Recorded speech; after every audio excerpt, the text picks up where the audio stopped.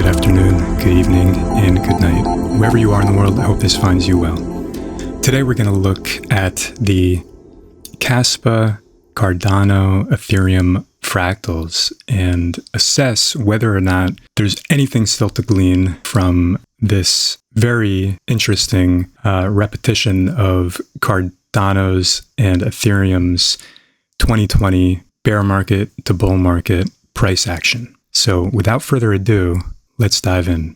So looking at the Cardano chart, one thing you'll notice is the amount of time that Cardano spent in this accumulation zone from where I took the Cardano fractal from the 2020 low up to the peak of $3 for Cardano. So far, Kaspa has been following this. We got a little deviation at this point, but it's not as clear-cut as just comparing the fractals. Also interesting to look at the timing here. So one thing you'll notice is that Cardano spent about 33 days on the lower end of this accumulation range. And it took about 45 days for it to actually break out of it. So let's look at Kaspa now. Now, when we look at these fractals, it's important to realize that these are just rough guides. It's just an interesting perspective on potential price action from a historical perspective, knowing that the market is very psychological and these patterns often repeat simply due to investor psychology and how people respond to certain patterns and price levels. So what we see here looks to be a deviation from the Cardano and Ethereum fractals. So looking a little bit deeper at the timing of this, we can go to the Cardano fractal, and there's something kind of interesting if you actually measure the time. Taking a look at Cardano, the fractal I took was from the 2020 low here and up to the peak. So zooming in on the area we are now in Kaspa, which seems to be deviating, let's zoom in here and actually measure it.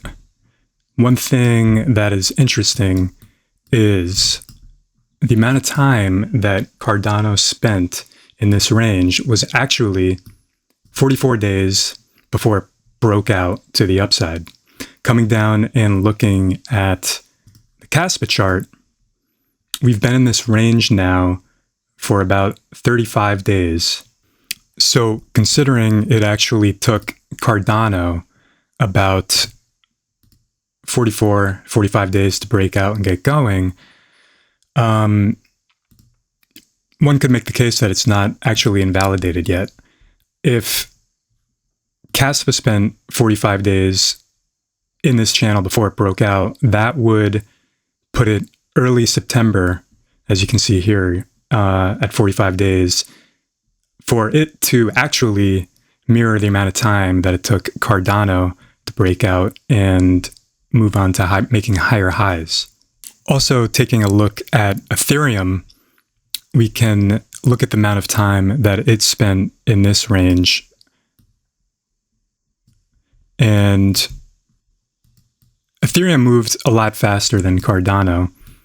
It took Ethereum about 38 days to continue up in a monumentous way after it cleared its previous all-time high on that cup and handle. This pattern looks a little bit different, a little more aggressive than both Cardano and Kaspa at the current moment. You can also notice the type of channel is different. On Ethereum, it had this upward channel, and Kaspa has this downward channel. So it's worth noting that both broke out. Currently, Kaspa has broken out, and it's retesting the upper bound of this channel. When Ethereum broke out, it retested, and then it took off. Whether or not Kaspa mimics something like we saw in Ethereum in 2020, before the 2021 peak, we can only speculate. So while Kaspa doesn't exactly mirror the type of accumulation so far that Ethereum had, it's more closely resembling Cardano's accumulation zone in that it could very well be sitting on the bottom end of this range before it comes up to do what Cardano did and break out in September. Whether or not that happens, only time can tell. And of course, this is only purely speculation. Before moving on, one more zoomed out look at the Cardano chart showing its sideways channel and time span of 44, 45 days before it broke out to ultimately go on to set new highs.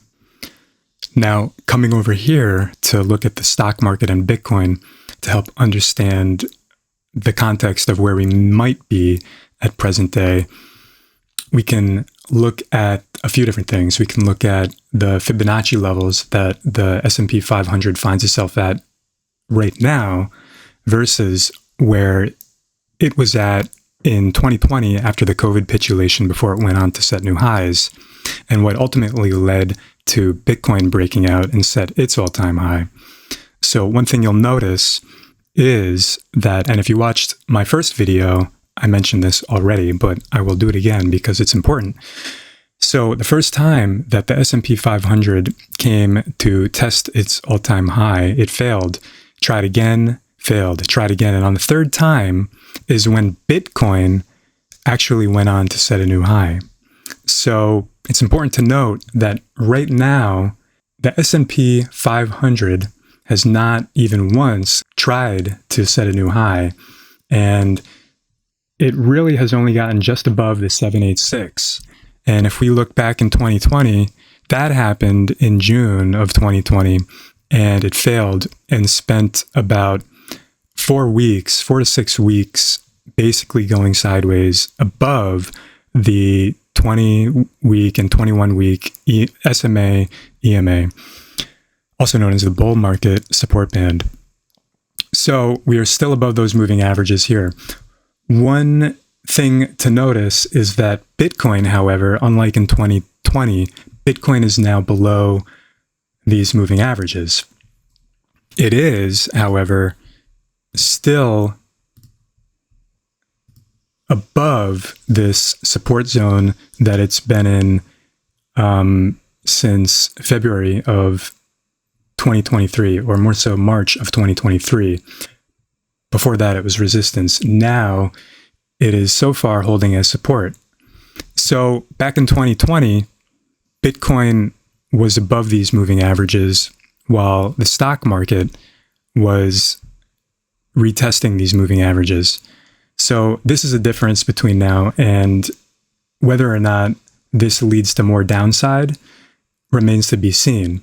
But from what we see in the stock market is only doing what it did before. If it falls below these moving averages, then there may be reason to believe there would be more downside.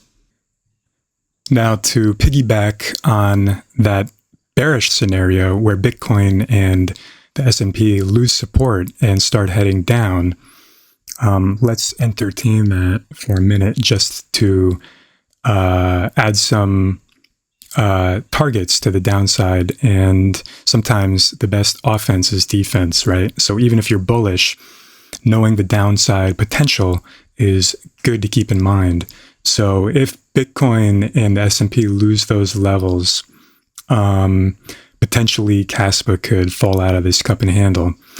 And if it does, I would be looking at the 20 and 21 week SMA and EMA, as well as some of these lower fib levels. Now, if the stock market holds and continues up from here, like it did in 2020, it may give confidence to potential Bitcoin investors to get into the market.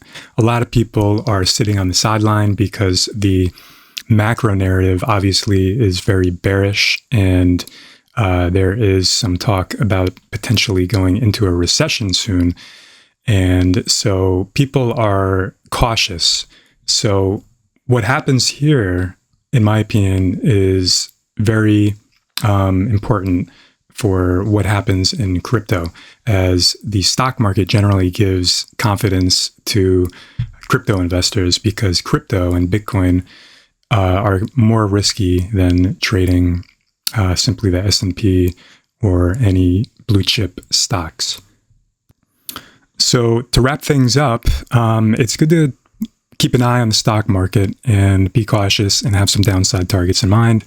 If the S&P does fall through some important levels, keep those downside targets in mind. If it holds, Bitcoin could get back above these moving averages and start heading up along with the rest of the market.